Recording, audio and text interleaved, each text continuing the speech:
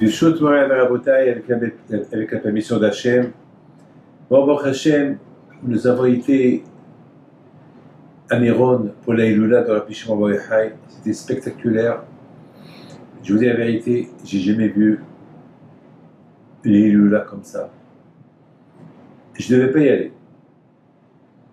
Parce que j'étais fatigué, j'ai eu une semaine un peu dure. On m'a tout préparé pour aller, à la fin j'ai dit non. J'ai dit, j'irai après la Iloula parce qu'il y a trop de monde. Et à la fin, on m'a convaincu. Et je remercie Hachem. Et je remercie beaucoup ceux qui m'ont convaincu d'aller à la Iloula de Rabbi Shimon Bar Yochai. Tout d'abord, qui suis-je pour dire non, à ne pas y aller à Rabbi Shimon Bar Yochai? J'étais fou. Il faut être fou pour dire non.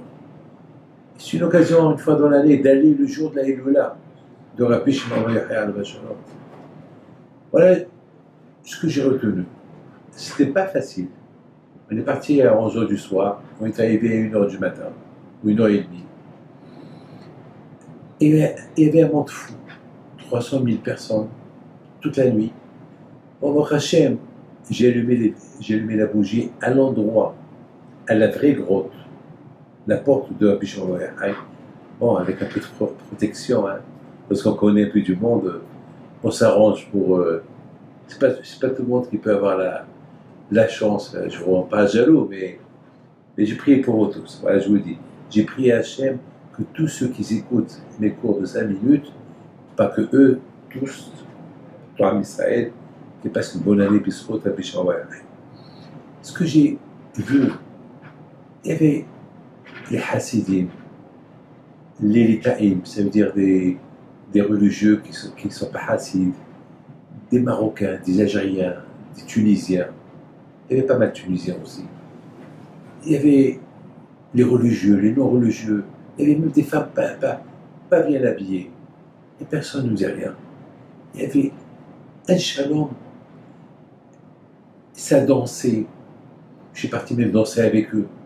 J'ai prié. J'ai bu les haïm. Alors je me suis posé, Bémeta. C'était spectaculaire. On était dans... Vous savez, pour ceux qui connaissent la Mehara de Rabbi Shimon Bar Yochai, l'endroit, c'est pas immense, c'est pas grand. Mais que Dieu le préserve. Un monde fou. On avait un sentiment qu'on était au mont Sinaï en train de recevoir la Torah dans la joie.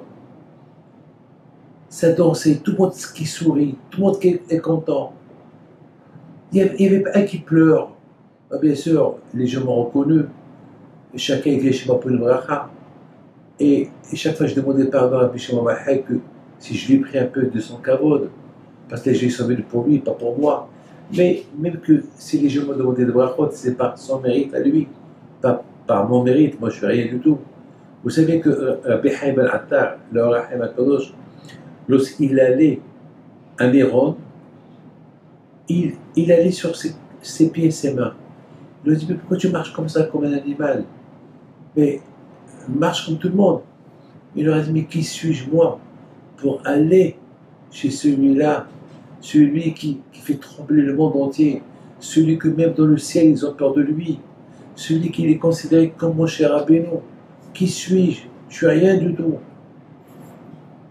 Alors, si Rabbi Haim al-Attar, le Or HaChaim HaKadosh, il parle de cette manière, qui sommes-nous? Il y avait quelqu'un qui était en train de pleurer pour la destruction de Beth Amikdash, et Arizal HaKadosh lui a crié. Il a dit, comment tu pleures? La destruction de Beth Amikdash ce soir, c'est la construction du monde. Le jour de la Iloula, c'est mariage. Vous savez qu'est-ce que les Hachamim disent?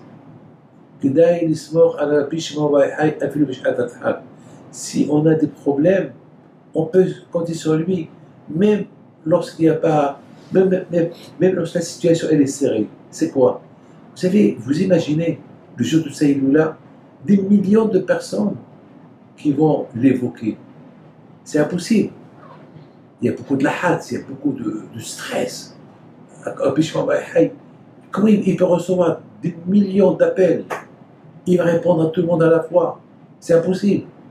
On peut compter sur lui. Gdaïl est mort, on peut compter sur. Ça vaut la peine de compter. Prie.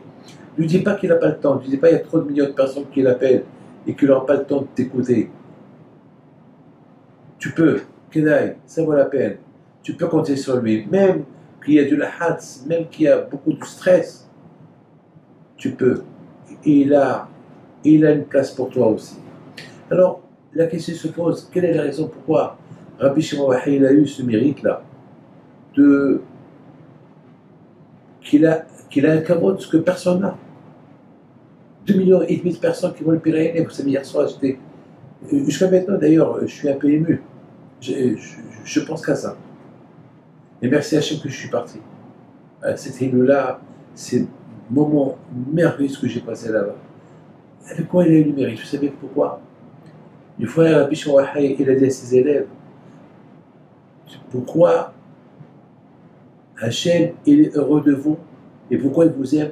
Parce que vous aimez les uns les autres.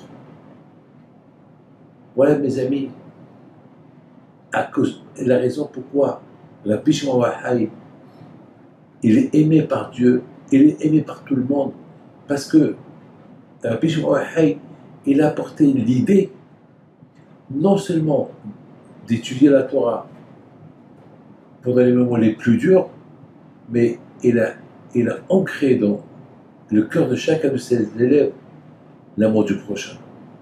Et c'est ça ce qui est très important chez Hachem, l'amour du prochain. Alors que son écoute soit avec vous. Et l'amour du prochain, elle est importante à l'approche de Matan Torah, avant qu'on reçoive la Torah. Et c'est ça qui va faire qu'on va recevoir la Torah. Lorsqu'on s'aime les uns et les autres. Que Hachem vous protège. Amen, amen, amen.